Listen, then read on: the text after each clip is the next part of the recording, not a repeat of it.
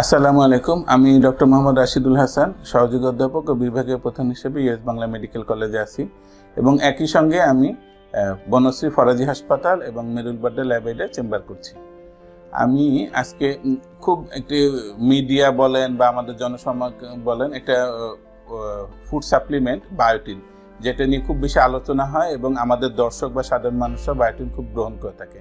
এটা এবং সারা বিশ্বে মিডিয়া বা সব কিছুতে এটা নিয়ে এটা খুব ত্বক, চুল এবং নখে খুব প্রয়োজনীয়তা বলে। তো আমি এটার একটু সায়েন্টিফিক দিক থেকে এটার প্রয়োজনীয়তা এবং কতটুকু দরকার এটা নিয়ে আজকে আলোচনা করব। বায়োটিন হচ্ছে একটি ভিটামিন বি কমপ্লেক্স আছে, তার একটি উপাদান, এটাকে ভিটামিন B7 অথবা ভিটামিন H বলে।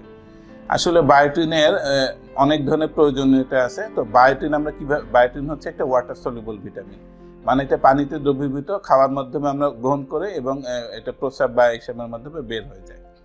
তো বায়োটিন আমাদের শরীরে কতটুকু প্রয়োজন এখন পর্যন্ত এইভাবে পুরাপুরি স্ট্যান্ডার্ড গবেষণা আসে নাই।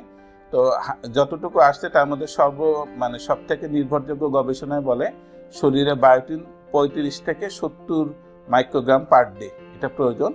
এবং বায়োটিন কিন্তু একই সঙ্গে আমাদের গাট ফ্লোরা মানে আমাদের ইন্টেস্টাইনেও তৈরি হতে থাকে। তো বায়োটিন আমরা ডেইলি, তারপর দেখা যায় যে অনেকেই এই প্রচারণার কারণে বায়োটিন কিন্তু রেগুলার 500 মাইক্রোগ্রাম থেকে 1000 মাইক্রোগ্রাম খেয়ে থাকে। তবে এইরকম বায়োটিন নিয়মিত খেলেও বায়োটিনের খুব একটা সাইড ইফেক্ট কিন্তু কোনো গবেষণায় পাওয়া যায় না। কেননা বায়োটিন প্রথমে আমরা বললাম যেটা ওয়াটার সলিউবল ভিটামিন চলে যায় এবং বায়োটিন এমন একটি ভিটামিন যেটা কিন্তু প্রোটিনের কাজে অনেক হেল্প করে। এবং প্রোটিন মানে হচ্ছে কেরাটিন, যেই প্রোটিনে একটা উপাদান কেরাটিন একটা প্রোটিন। এই কেরাটিনটা কিন্তু আমাদের স্কিন, হেয়ার, নেইল 3 জায়গায় থাকে এবং এই কেরাটিনের গঠনের জন্য বায়োটিনটা খুব জরুরি।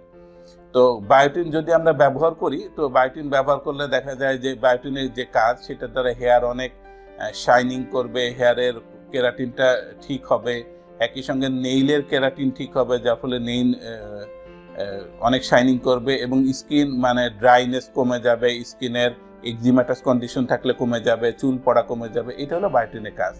তো বায়োটিনকে আসলে প্রয়োজন কিনা বা কতটুকু প্রয়োজন, তো বিভিন্ন ধরনের গবেষণা দেখে বোঝা যায় যে এই পর্যন্ত যতদূর গবেষণা আসছে সেই গবেষণার উপরে আবার গবেষণা করা, যেটাকে আসলে মেডিকেল সায়েন্সে রিভিউ আর্টিকেল বলে।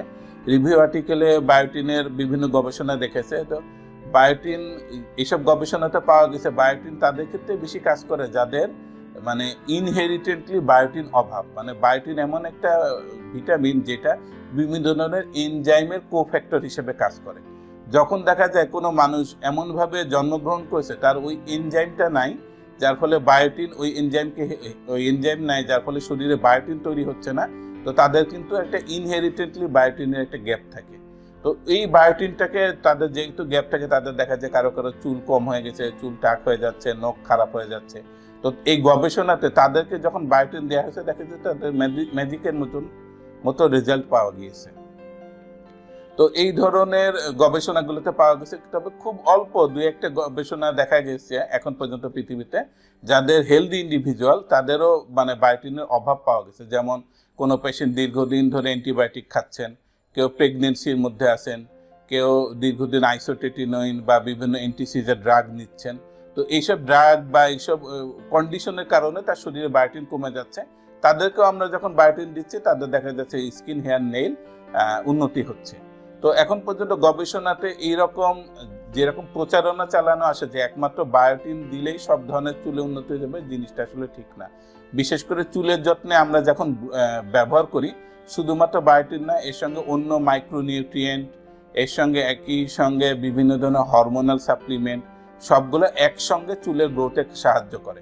সেটা খাওয়ার ওষুধ বলেন, ওরাল অথবা লাগানোর বলেন। আর নেইলের ক্ষেত্রে ব্রিটেল নেইল বলে, যেটা নখ ভেঙে যায়, সেক্ষেত্রে বায়োটিনের খুবই উপকারিতা আছে। এবং এক্সিমাটাস কন্ডিশন বা এমনকি সেবোরিক ডার্মাটাইটিসও বায়োটিনের উপাদান আছে। তো এই জন্য বায়োটিনের ব্যাপারে এখন পর্যন্ত যতটুকু পাওয়া গেছে তাতে বায়োটিন উপকারী অবশ্যই, কিন্তু এমন না যে এটা একমাত্র জিনিস এবং একমাত্র এটার দ্বারাই সব ধরনের সমস্যার সমাধান সম্ভব। তো বায়োটিন সম্পর্কে এই নিয়ে হলো হচ্ছে সর্বশেষ তথ্য। ধন্যবাদ, ভালো থাকবেন।